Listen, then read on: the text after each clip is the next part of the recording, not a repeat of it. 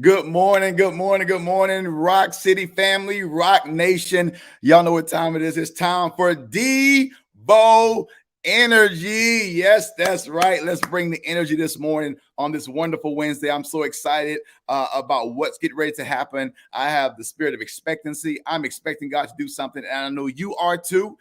We have an amazing panel, and of course, our pastor been rocking with us this week, Pastor Mike Jr. So you want to go ahead and already start sharing now, getting the word out, wake some people up. They need to get up early and get this word that's going to bless their life.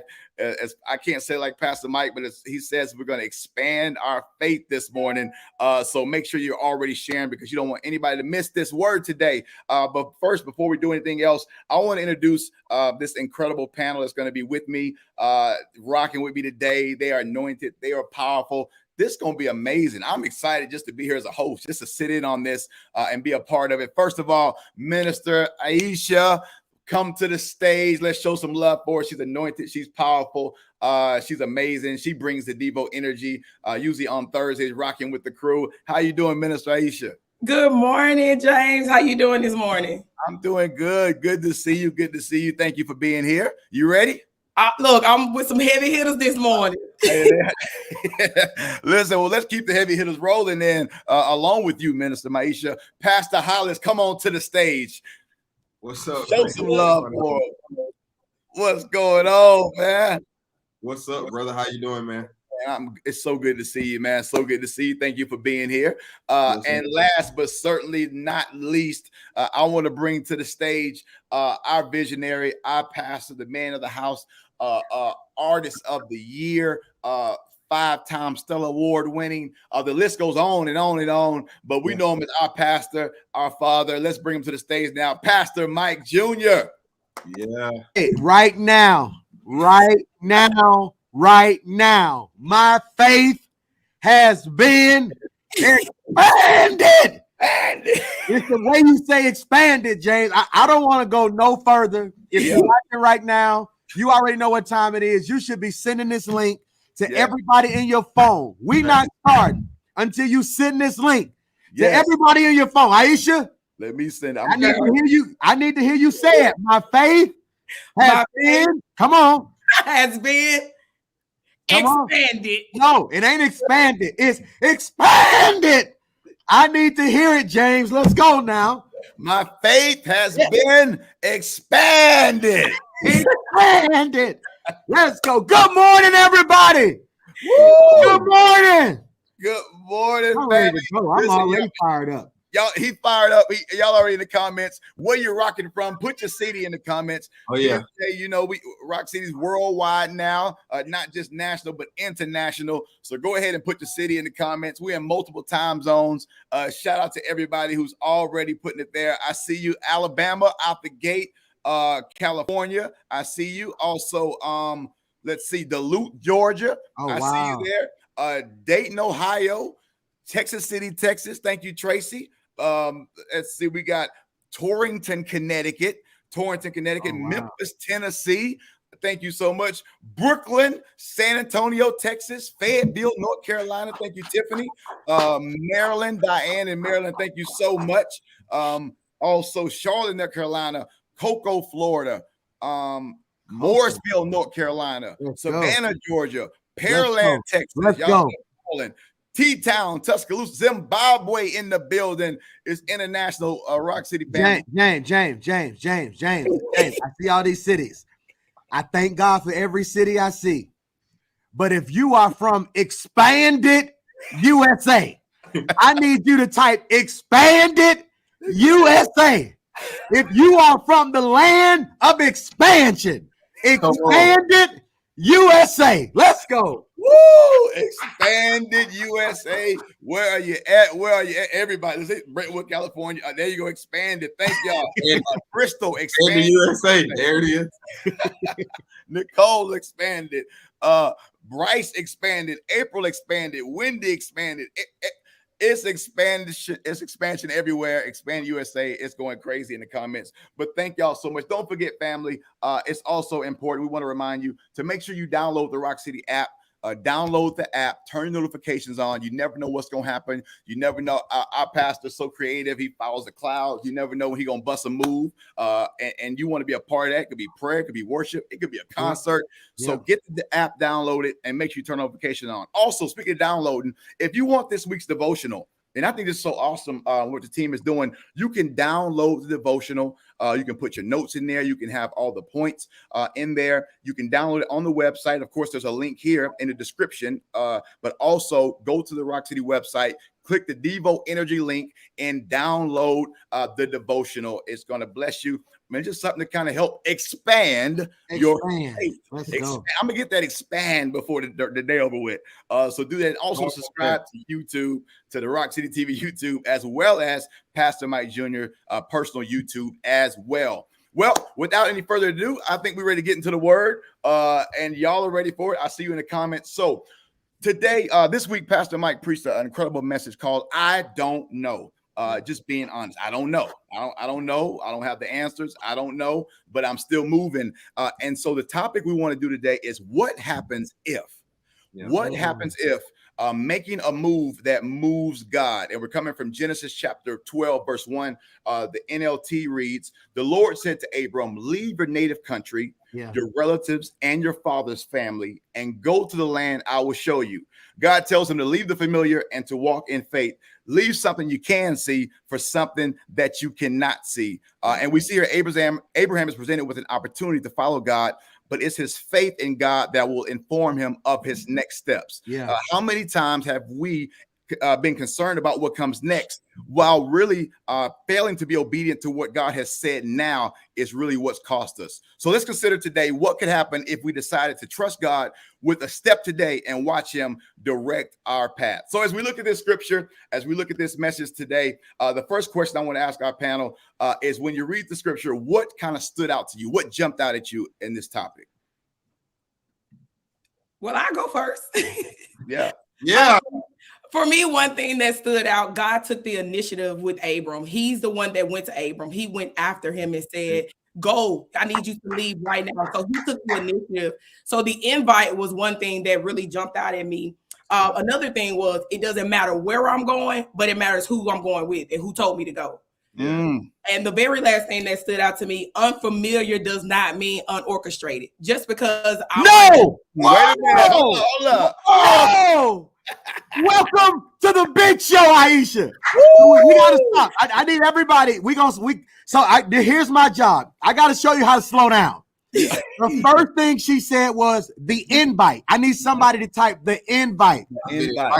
Because most of us are missing the invitation to what God is calling us to be. Yeah. He invited them. And if I think about it, we kind of see this principle, Hollis and Pastor James, you can jump in this throughout the Bible, where God and Jesus sort of invites people to the next level of faith. Absolutely. And what's crazy, I want to ask today is, what invitation have you ignored? Yeah. That's critical, because if he didn't get the invite, he would have stayed where he was. Yeah. If he doesn't get the invite, Peter doesn't get out the boat. Yes. That's good. If they don't get the invite, none of the 12 becomes the 12. Yeah. And that's so incredible. And I believe right now what God is doing is we keep saying, God, what's my purpose? Yeah. When God may be looking back, asking you, saying, where did you place your invitation? Oh, wait a minute. Jump in there, man. So jump in there. You just, when you guys say invite, I think that's important, because I think the invite might be the insurance. Woo! Hey, come on. Many times we call ourselves stepping out on faith, when what we're really doing is saying, God bless my plan. Yeah. God bless my preference. Yes. And we get frustrated when what we pick doesn't work. When what God is really trying to communicate to us is there's insurance tied to the invite. Yeah. If you go with what I pick, that's how you really step out on faith, because you understand that if God invited me to it, then that means that he's also going to make sure or ensure me through it. I think that is so good. Here it is. The insurance is in the invitation. Jesus told disciples, let us go to the other side. Yes. He's saying we're going to the other side, but in the middle, when the storm came, they got worried, but the insurance was the invitation came from Jesus. He's the one that said, let us go. So if he told you to go, you don't have to worry about what happens in the middle. You will get to the other side. Hear me. I don't know. I don't think y'all caught what Pastor James just said. He said, Jesus says, let us go to the other side. I want you to really hear me when I say this. So it means no matter what happens in the process, he told you what the outcome was going to be in the invitation. He said, I'm taking you to a land that's your inheritance. Yes. I don't care if it's a giant there. I don't care if a storm break loose. I don't care if you end up bankrupt. What did I tell you before we left? I don't know. I'm sorry. I don't know how to be dignified, but I feel a praise break early in this. I feel the first praise break because somebody's frustrated. And you're saying God told me in January he was going to do something for me in 2022. You got to stand on the original invitation. If God said it, he's going to do it. Somebody ought to praise God for the invitation. Because you want to know what I discovered, James? Hold on, band. Here's what I discovered. Everybody didn't get an invite. That's so good. Hear me? Have you ever been talking to some people and you brought up something? Then they said, I ain't know nothing about that. It's because they wasn't on the list. I need everybody in the comments to put your name and tag your friends and put them on the list. Because favor is getting ready to flow. You better be on the list. Breakthrough is getting ready to happen. You better be on the list. Overflow is coming. You better be on the list. Somebody ought to just type, thank God I'm on the list. My faith has been expanded. Woo! Oh my goodness. I'm on the list, Hollis. I'm on the list. I'm on the list. But we got to grab the last part of that though, because Isha, you said that just because it's unfamiliar doesn't mean it's unorchestrated. Yeah. That is so. That's just as good because even when I look at my life in an attempt to be transparent, so many times we'll assume that just because something doesn't look like what I'm accustomed to. Jesus. How many times have we boxed God in to our own preference? When I got into my office this morning, I literally had to move some stuff around so I could kind of sit where I wanted to sit. And I started looking through this box and I forgot that there was stuff in this box that somebody had sent me. I didn't even realize there was stuff in this box. I've been looking for a black hoodie. I've been looking for, and I'm thinking to myself, how many times do we do that with God? We kind of tuck stuff away into this little box. God, if it's not familiar, if it's not what I'm used to, if it's not what I'm accustomed to, then I don't have the faith for it. And so I think that's crazy. Unfamiliar translates to mean not known. Here's the definition I need you to get, or recognized. That's good. And that may be why people keep sleeping on your gift, your talent, and your ability. It's because when they thought God was going to send them a blessing, they was looking for somebody who looked a certain way, talked a certain way, carried themselves a certain way. Maybe they can't respect it because they can't recognize it. You will never revere what you don't recognize. You will never respect what you don't recognize. And somebody who's listening to me right now, Aisha said something. This is the quote of the day. Tag us. Tag us. I want to give you the energy. Here's your mood, okay? Everybody who's on this platform right now, when I count to 3, you're going to give me your he did it face. I need everybody watching to get ready to screenshot, because on the count of 3, you're going to give me your he did it face, and I need you to post it. 1, 2, 3. That's what you're going to look like. When God do the unfamiliar, he's getting ready to do. How do I know the unfamiliar? What eyes have not seen. Yeah. Ears have not heard. Eyes have not seen. Stop expecting people to see you because they have not seen anything like you. Ears have not heard. Your testimony is going to offend them because they're not used to hearing people say, I got $1 million. I got a promotion. I got the overflow. Ears have not heard. Get ready for the unfamiliar. My faith has been expanded. That's so good. I feel like Pastor Mike, the familiar expands our faith in ourselves, and the unfamiliar expands our faith in God.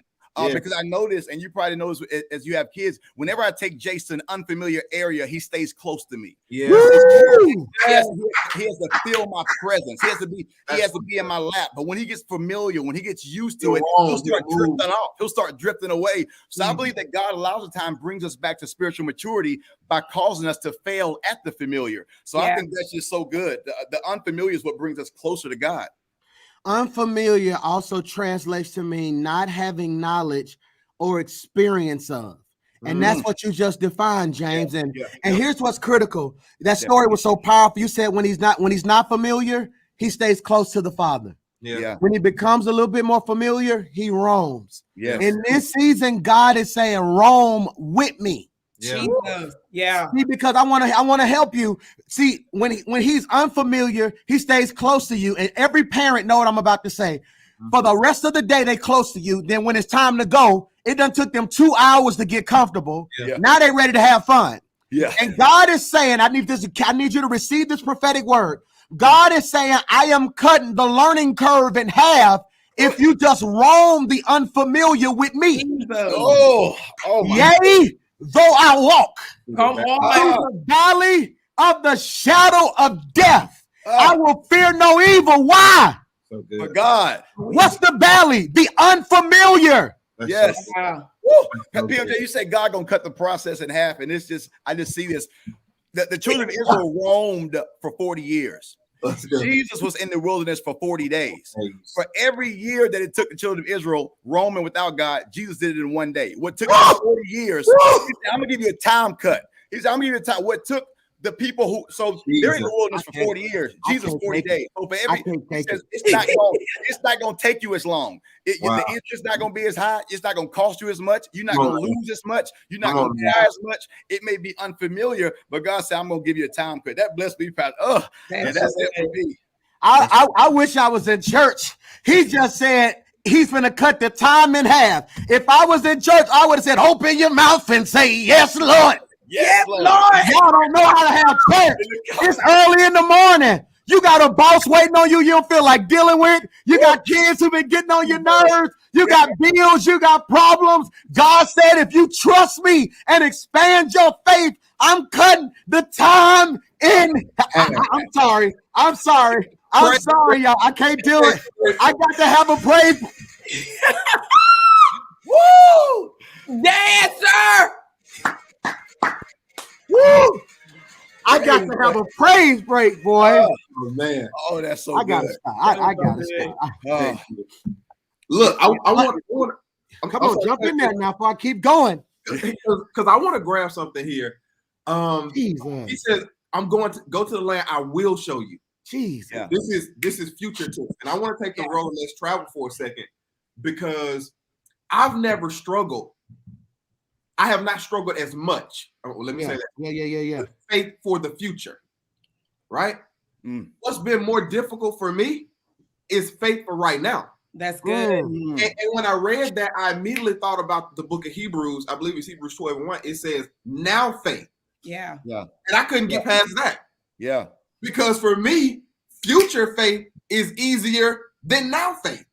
Yeah. It's harder for me to have faith for what I'm facing, right? So I'll get in my room, I'll go in my office, I'll be driving in my car, and I'll start having faith for what God is going to do in the future. But then there's this block when I try to believe him right now. And I think so many of us find ourselves in that same place. And here's the trick of the enemy. You can't ever get to future faith if you don't walk in now faith. Because Abraham had to take a step now before he could experience what God was going to do in the future. And so I really want to encourage somebody to not be so caught up in what God can do in the future that we miss believing him for what he is going to do right now, because it's the step we walk in now that's going to enable God to do something tomorrow. I want to give you a hint how you know you have to win now. I want to give you a secret on how you know the importance of now. Okay? How you know the importance of now. How do you spell win? W-I-N. How you spell won? W-O-N. How do you spell now? N-O-W. Flip your now. One. I need somebody to type N-O-W. Gotta go. Then flip it W-O-N. If you win your now, God is telling you you already won. I'm done. I'm done. Wait a minute, man. I gotta go. I gotta go. I can't take it. I'm done. I'm gonna put my fur. I'm done. Because somebody, hear me, somebody is missing the whole point of why you catching hell right now. You're catching hell right now because the devil peeked over to your future and knew if you ever get faith, you won. Somebody ought to just type now. This is the season. This is the moment. This is the time. This is your era. This is your season. If you do it now, but the now is predicated on the invite. And also, what I wanted to say was, Pastor Hollis, when you were talking, it just says a lot that we focus on the inheritance without the instructions. Come on. You can't want the inheritance bypassing the instructions, because you have to have the invite, but you also have to follow through with everything. You have to be obedient to what he said. He told Abram to leave. Had Abram never left, he would have never got the inheritance. Hold on, wait. I gotta help her. Inheritance. You can't get the inheritance without the instruction. James, I got somebody in the back. Bring them on. Bring them on. Bring them on. Bring them on. Lord have mercy. My faith has been expanded. Oh my God. Charmaine!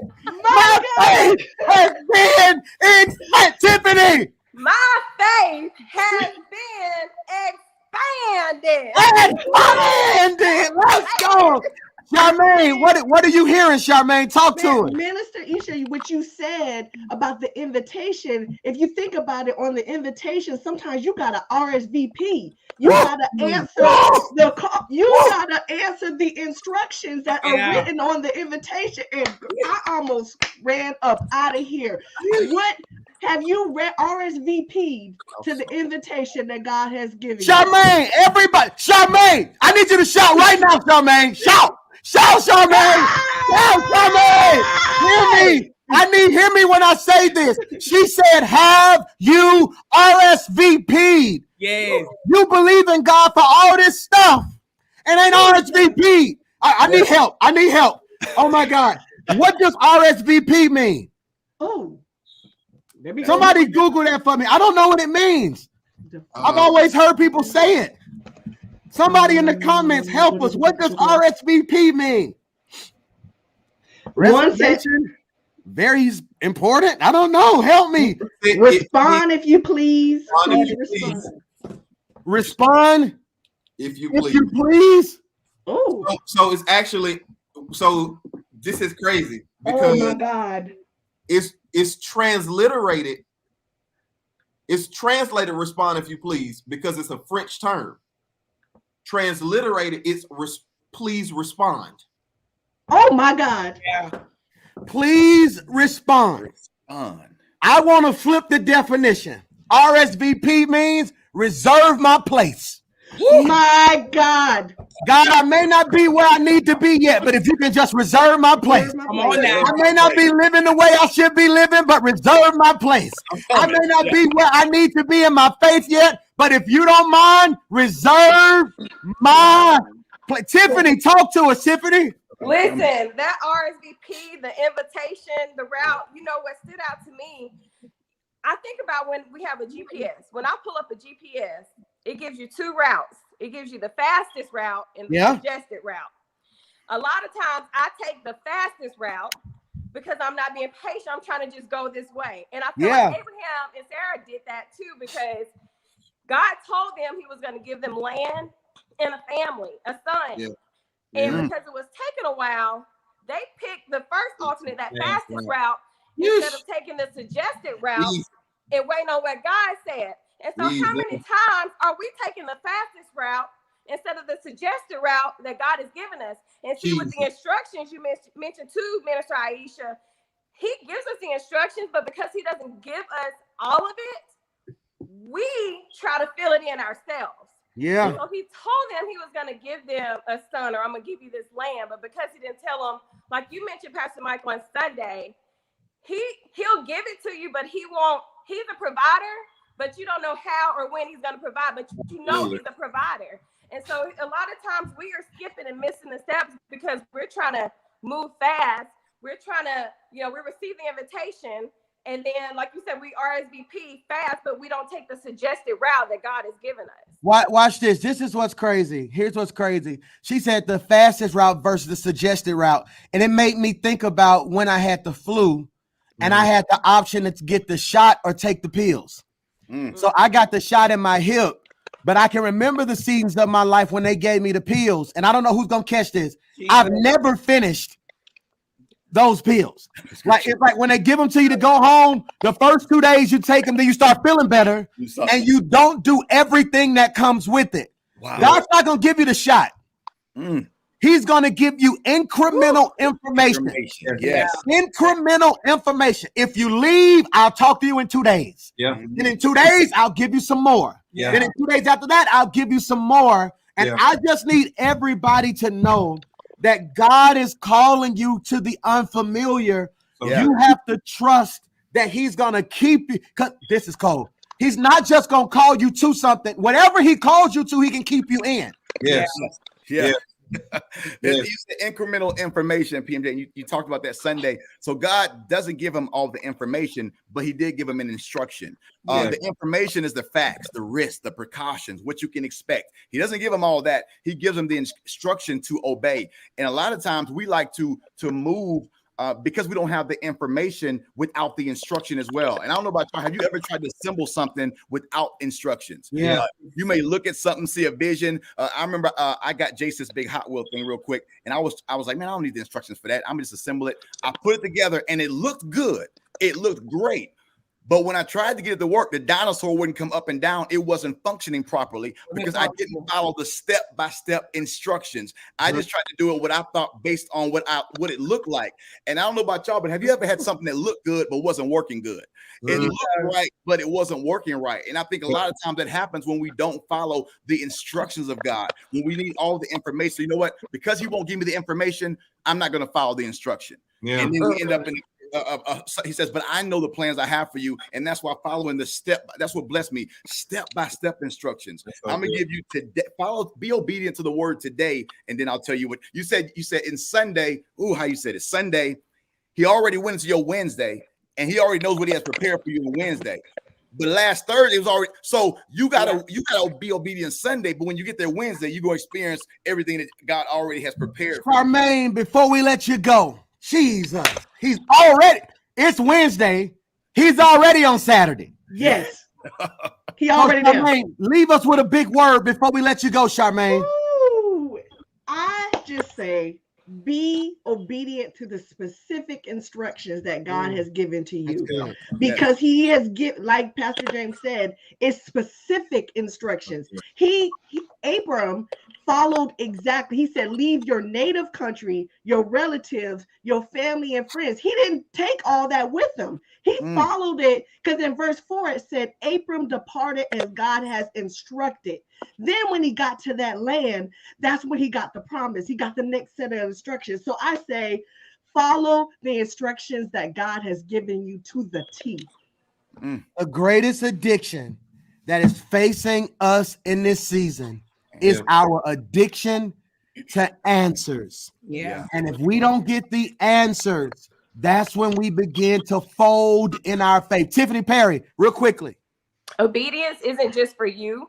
And like you said, follow him, because the unfamiliar, he's going to be with us the whole time. And I think a lot of times with familiarity, it leads to complacency, and complacency leads to consequence. And so a lot of times we get comfortable in that space of familiarity. And so we have to follow God in the unknown. You know, You've been practicing. You've been practicing. You was practicing last night.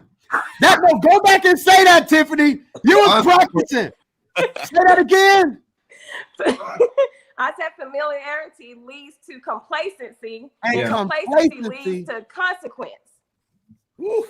Think about how comfortable we are in a familiar place. You know, you don't really pay attention to your surroundings. So we can even take it to a child on a park. If you're in a familiar place, you're not paying attention to what's going on. You lose complacency, and that leads to different consequences. Take her off my stream, James. I can't take her. Bye, Charmaine. They killed me this morning. Hear me. I don't know who's watching this. God is calling you out of your comfort zone. Yes. Yeah. Jesus, that's crazy, man. That's crazy. Keep going. We got a couple more minutes. Let's go. Yeah, and it doesn't. I like what you talked about. Mustard seed faith, whole faith. A lot of times we just look at just small faith. And as I was reading last night, it doesn't always come all at once. See, the reason that Abraham was able to be obedient in Genesis 22 when he told him to take his son to the mountain is because he had been obedient in the small steps. That wasn't the first time he had to walk in faith and trust what God had said. He had, I believe you even called it before, you called it insane faith. That many times God can't trust us with the greater things until we can be obedient to the small steps that's going to get us there. Here's the arrogance, and I want to be very clear to some people watching today, because this part should be convicting. How arrogant would it be for Abraham not to sacrifice his son when God gave it to him? Yeah. We over here not trusting God with what he gave us. We prayed for a job, then won't even tithe off the job like it's ours. Jesus. I gotta trust God, because the only reason I am where I am is because of God. Grandmama said everything that happened to me. Come on now. That was good. Come on. I got it. I got it. Jump in there, Aisha. Come on. I think also just piggybacking off you, James, my obedience allows God to fulfill his obligations. His promises, it gives him a chance to fulfill that. It gives him a chance to say, okay, since you were obedient, you followed what I said, now I have to fulfill my part. Now I have to take on. And a lot of times we try to bypass the test instead of just passing it. We spend more time trying to work around it and see how can I get over it instead of just going through it. So I think just obedience allows God to fulfill his obligation. Jesus told the 10 lepers, go show yourselves to the priest. As they were on their way, then they realized that they were healed. Come on. The healing happened as they were going, as they were following the instruction. Hear me. The healing happened as they were following the instruction. Mm-hmm. But wholeness happened when the one came back because he was grateful. Yeah. Good. We don't know if they remained healed. Jesus. Yeah. Woo. Woo. And that's for all of y'all who got a little piece of blessing, a little piece of favor, a little piece of overflow, a little piece of job, and then you abandon the God who gave it to you. Jesus. If somebody watching right now who hasn't been praying like you should, I'm calling you back to prayer. Yeah. It's somebody right now who hasn't been worshiping, coming to church online or in person. Listen to me. We are back in person this Sunday, 9 a.m., 11 a.m. in Farsdale. If you're close, get back in the building. Hear me. It's something special happening. If you're online, make sure you're ready, locked and loaded online because God is calling you back. Maybe you haven't been tithing. Today, you need to start back and say, you know what, God? I've been slipping. Here's what I love about God. God ain't gonna look at you and be like, no. Yeah. God gonna say, come on back. Yeah. I'm like the prodigal son. I'm still where you left me, man. So it's woo. That's good. Pastor Hollis, you got anything before we go? Man, listen, I'm so full. So much is said. And I'll say this to kind of be my goodbye. When Pastor Mike talked Sunday about Abraham being called to leave from his father's household, from around his family. I can identify with that so well, because when we engage in the research, we realize that God had called Abraham's father to make this exact same journey.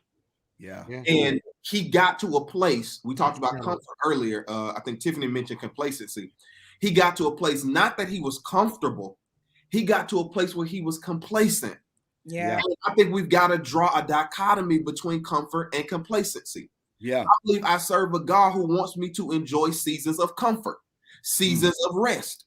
The issue is not comfort. The issue is complacency. He got to a place, I believe it's called Haran, and he said, you know what? It's cool with me. It doesn't get any better than this. I'm all right where I am. And now a generation later, God has to resume an instruction in his son that his father could have completed. And when I look at my life, I want to decide that my children, right? He tuning me up. I want my ceiling to be my children's floor. I'm gonna say that again. Woo! I want my ceiling to be my children's floor. I want them to stop building where I stopped building. How many times have you made a decision in your life that ultimately your seed is going to have to pay for, instead of them being paid by it? I want them to have to pay for my decision. I want them to be paid for my decision. You're saying, what if your family's legacy is connected to you saying yes to God? If you say yes, God wants to move you from a season of settling to a season of significance. He wants to change your family's name for the decision. I want them to be paid from the decision. You missed what I just said. Y'all missed that. Y'all just missed that. My family won't be paid. Say it again. They won't have to pay for my decision. They'll get paid from. We gotta go. I can't take it. I can't take it. I can't take it. I can't take it. I need every person who wants forget generational curses. We release generational breakthrough and blessings. For the next 60 seconds, I need you to put your family's last name in the comment. I need you to put your last name in the comment. Generational breakthrough. Generational promise. Generational wealth. Yes, Lord. Generational overflow. Yes, Lord. It's getting ready to happen. Come on. It's getting ready to happen.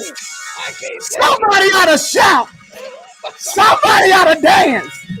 Somebody ought to give them glory. Your finances have been expanded. Your favor has been expanded. Your influence has been expanded. Somebody shout, yes, Lord. Woo. Oh my goodness. My God. All these names in the comment section. Woo. Yes.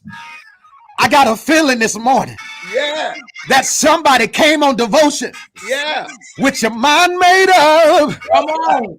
That come hell or high water. I will bless the Lord at all times. You ought to type in the comment, my faith has been expanded. My money has been expanded. My overflow has been expanded. If you believe that it's already yours, say yeah.